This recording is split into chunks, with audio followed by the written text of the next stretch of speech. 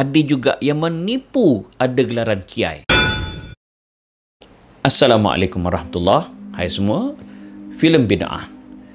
Dari satu sudut, saya setuju juga dengan kritikan mengatakan bahawa filem ini boleh merosakkan imej Islam, imej agamawan.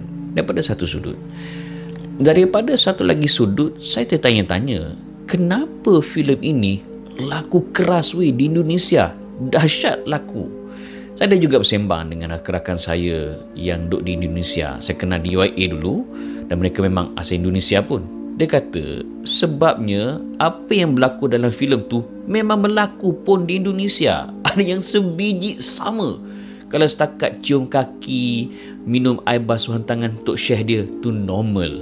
Dan di Indonesia ada gerakan yang menyalahgunakan gelaran kiai. Ada juga yang menipu ada gelaran kiai. Dan biasanya anak kiai ni diberi gelaran gus.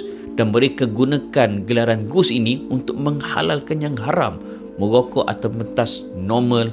Tari menari dalam majlis selawat normal. Berzikir dalam gelap di kubur tengah-tengah malam normal berlaku di Indonesia. Ada pula lafaz-lafaz zikir yang tak pernah dengar pun. Dalam Quran pun tak ada, dalam hadis pun tak ada. Dan juga ada juga ajaran-ajaran di sana atas nama Islam. Tok Syekh dia sampai bini 10 orang, 15 orang.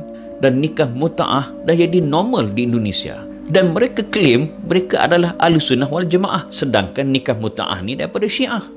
Pelik kan? Dan saya sembang juga dengan kawan saya tanya, kenapa semua ni berlaku? Dia kata, biasalah bila orang tu pakai jubah, pakai serban, maka orang ramai akan mudah percaya. Malah dipesan oleh rakan saya, dia kata, Mas Amin, sekiranya ada ajaran-ajaran yang nak dibawa dalam Malaysia, dia kata, adanya kecenderungan untuk glorify Tok Syekh dia. Bukannya glorify Allah, bukannya glorify Nabi, tapi glorify Syekh dia. Dan Syekh tu pula tak boleh langsung ditegur. Syekh dia bukan hampir maksum, tapi maksum. Itu bibit-bibit tanda-tanda ajaran sesat. Jadi apa peranan kita? Di dalam hadis ni ada sedikit perbincangan lah. Ada mengatakan hadis ni dhaif ringan. Tapi dalam riwayat Ahmad, hadis ni disebut sebagai hadis hasan. Apa pesan Nabi?